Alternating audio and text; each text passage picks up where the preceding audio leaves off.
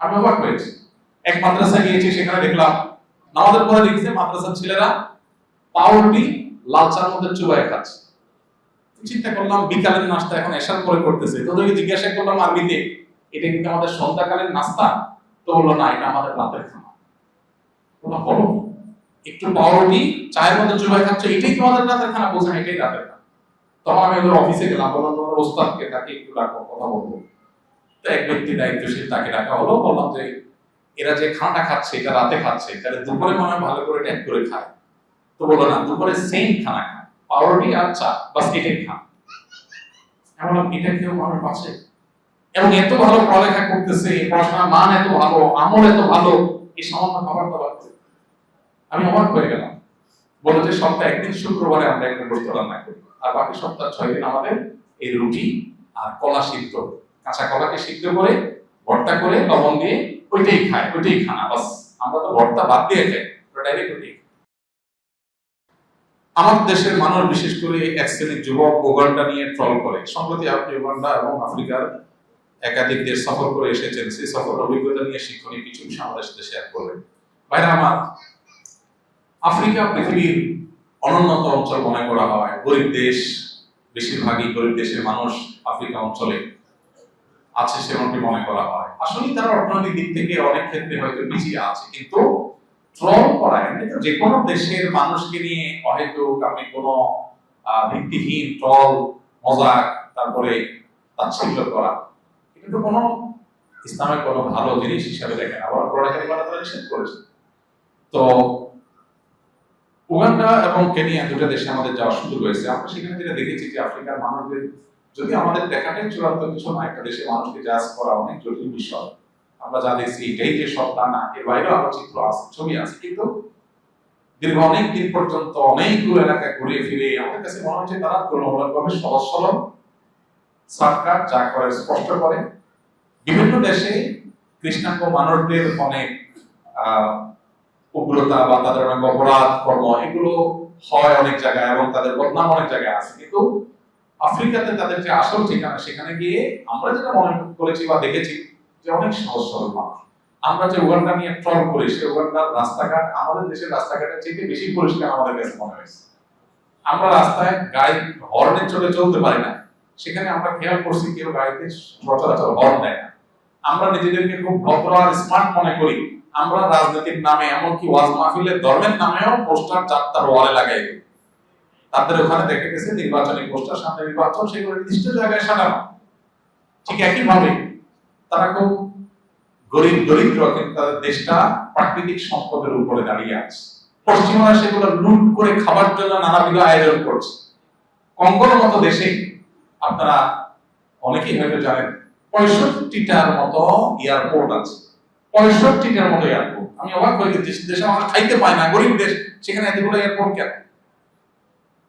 পশ্চিমারা সে দেশের যে খনিজ সম্পদ আছে, স্বর্ণ, তারপরে ইউরেনিয়াম, হীরা, এই সমস্ত সম্পদগুলো লুট করার জন্য পশ্চিমা সভ্যতার ভেগদারি লুটেরা দেশগুলো ওখানে নিজেদের যার যার মতো এয়ারপোর্ট বানায় নিয়েছে। নিজের দেশ থেকে উড়ে আসে, নিজেদের এয়ারপোর্টে নেমে এখান থেকে চুরিদারি করে লুট করে এগুলো আবার নিয়ে যায়। আর তাদের এই লুটের পাহারাদারি করার নাম দেওয়া হয়েছে শান্তি রক্ষা মিশন। সামান্য কিছু টাকার জন্য যে মিশনে আমাদের যাওয়ার জন্য সিরিয়াল ধরতে দেখা যায়, গরিব এবং মুসলিম এই জনপদের সম্পদ লুট করে নিয়ে যাবে লুটেরারা, আর আমরা সেটার পাহারাদার হবো। আল্লাহ আমাদেরকে হেফাজত করুন। ভাইরা আমার, প্রত্যেকটা দেশে ভালো মন্দ মানুষ মিলিয়ে থাকে, কিন্তু আমরা যেরকম ট্রল করি, আসলে এরকম ট্রল করার মতো দেশ তাদের না। তাদের মাদ্রাসাগুলোতে পড়াশোনার যে মান, যে কোয়ালিটি, আমার কাছে অবাক লেগেছে। এত ভালো তাদের তেলাওয়াত, আযান, আরবি ভাষা, যে কল্পনা করা কঠিন যে এত ভালো হতে পারে। আমি তো অবাক হয়েছি যে কয়েকটা মাদ্রাসা গিয়েছি, ছাত্ররা, প্রত্যেকটা ছাত্র আরবি একেবারে পরিপূর্ণভাবে বুঝে। বাংলাদেশে কয়টা মাদ্রাসা এটা পৌঁছানো যায় না যে সব ছাত্ররা আরবি বুঝে। সব ছাত্ররা বলতে আরবির ওই নির্দিষ্ট ক্লাসের যে ছাত্ররা সবাই আরবি বুঝে এক ক্লাসে। আমি অবাক হয়েছি। এক মাদ্রাসা গিয়েছি, সেখানে দেখলাম এশার নামাজ আমরা জামাতে পাই নাই, পরে গিয়ে নামাজ পড়লাম। ওটা মাদ্রাসা মসজিদ। নামাজের পরে লিখছে মাদ্রাসার ছেলেরা পাউরুটি লাল চার মধ্যে চুবায় খাচ্ছে। চিন্তা করলাম বিকালের নাস্তা এখন এশার পরে করতেছে, তো ওদেরকে জিজ্ঞাসা করলাম আরবিতে, এটা কিন্তু আমাদের সন্ধ্যাকালের নাস্তা? তো বললো না, এটা আমাদের রাতের খানা। বললাম বলো, একটু পাউরুটি চায়ের মধ্যে চুবাই খাচ্ছ, এটাই তোমাদের রাতের খানা? বলছে এটাই রাতের খানা। তখন আমি ওদের অফিসে গেলাম, বললাম তোমাদের ওস্তাদকে, তাকে একটু ডাকো, কথা বলবো। তো এক ব্যক্তি দায়িত্বশীল, তাকে ডাকা হলো। বললাম যে এরা যে খানাটা খাচ্ছে এটা রাতে খাচ্ছে, তাহলে দুপুরে মনে হয় ভালো করে ট্যাগ করে খায়। তো বললো না, দুপুরে সেম খানা খায়, পাউরুটি আর চা, বাস এটাই খান। আমি বললাম এটা কেউ মানুষ বাঁচে? এবং এত ভালো পড়ালেখা করতেছে, পড়াশোনার মান এত ভালো, আমল এত ভালো, এই সামান্য খাবার দাবার। আমি অবাক হয়ে গেলাম। বলে যে সপ্তাহে একদিন শুক্রবারে আমরা একটা গোস্ত রান্না করি, আর বাকি সপ্তাহ 6 দিন আমাদের এই রুটি আর কলা সিদ্ধ, কাঁচা কলাকে সিদ্ধ করে ভর্তা করে লবণ দিয়ে ওইটাই খায়, ওইটাই খানা। বাস আমরা তো ভর্তা বাদ দিয়ে খাই, ডাইরেক্ট ওইটাই। সব জায়গা না, অনেকগুলো মাদ্রাসাতে এরকম চিত্র আমরা দেখেছি, যার অবস্থা সম্পূর্ণ তারা তো ভালো থাকে। এত দারিদ্রের পরেও তারা দিনের উপরে ইমানের উপরে অটল অবিচল। আমাদের চাইতে যারা মুসলমান, তারা আমাদের মুসলমানদের চাইতে ভালো মুসলমান হওয়ার চেষ্টা করে। যারা প্র্যাকটিসিং মুসলমান, তারা খুবই সিরিয়াস প্র্যাকটিসিং মুসলমান। আল্লাহ রাব্বুল আলামিন তাদের যে খনিজ সম্পদগুলো আছে, এগুলো লুটেরাদের হাত থেকে হেফাজত করুন। তাদের এই মাটিকে আল্লাহ তাআলা কোরআনের জন্য, হাদিসের জন্য, ইসলামের জন্য কবুল করুন এবং তাদের অভাব অনটন দূর করে দিন। আল্লাহ আমাদের প্রিয় মাতৃভূমিটাকেও দ্বীনের জন্য, ঈমানের জন্য কবুল করে নিন। আমাদের প্রিয় মাতৃভূমিটা আল্লাহ তাআলা বরকত দিয়ে পরিপূর্ণ করুন। জাযাকুমুল্লাহ খাইরান। আমাদের এদিকে মুসলিমরা হিন্দুদের পূজা উপলক্ষে হওয়া বিভিন্ন মেলায় যায়, তারা যুক্তি দেয় তারা পুজো দেখতে যাচ্ছে না, বরং এবং সব দোকানই তো মুসলমানদের। এই বিষয়ে যদি কিছু বলতেন ভাইরা আমার। হিন্দু, খ্রিস্টান বা অন্য ধর্মের মানুষদের সাথে সম্পর্ক রাখা, তাদের বাসা বাড়িতে দরকার হলে কোনো কাজে লাগলে যাওয়া, তাদের দোকান থেকে কেনাকাটা করা, প্রতিবেশী হিসেবে তাদের সাথে ভালো সম্পর্ক রাখা, এগুলোর কোনটাই ইসলামে নিষেধ না, বরং এগুলো আল্লাহ তাআলা তাদের সাথে সদাচরণ করবার নির্দেশ আমাদেরকে করেছেন, যদি তারা আমাদের সঙ্গে যুদ্ধে লিপ্ত না।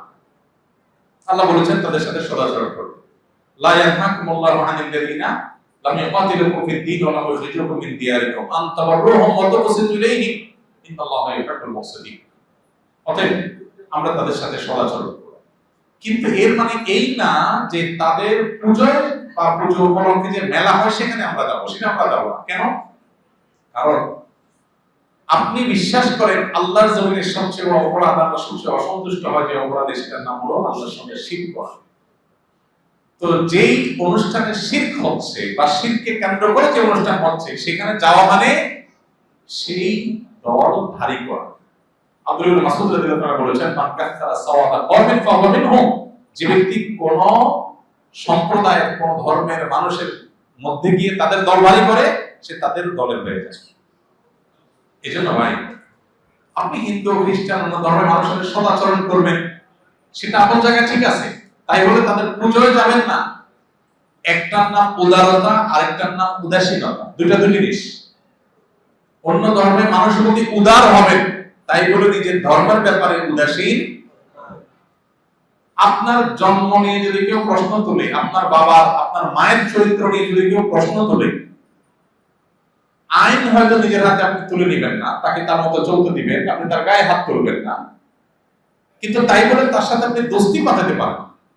অথবা সে ওই আপনার মায়ের চরিত্র হনন করে কোনো কিছু করছে, সেই অনুষ্ঠানে আপনি কখনো যেতে পারেন না যদি আপনি সুসন্তান হন। কি বলেন? তা আপনি যদি আল্লাহর একত্ববাদে বিশ্বাসী হন, তো যেখানে শিরক হচ্ছে সেখানে আপনি যেতে, ওখানে দোকান কি মুসলমান দিচ্ছে না হিন্দু দিচ্ছে সেটা বড় কথা না, আয়োজনটা তো পূজাকে কেন্দ্র করেই হচ্ছে। এটা জায়েজ নাই, এটাকে উদারতা মনে করা হয়। এটা উদারতা না, এটা হলো উদাসীনতা। ইসলাম সম্পর্কে, ঈমান সম্পর্কে কি করা? উদাসীনতা। আস-সুন্নাহ ফাউন্ডেশন, উম্মার স্বার্থে সুন্নাহর সাথে।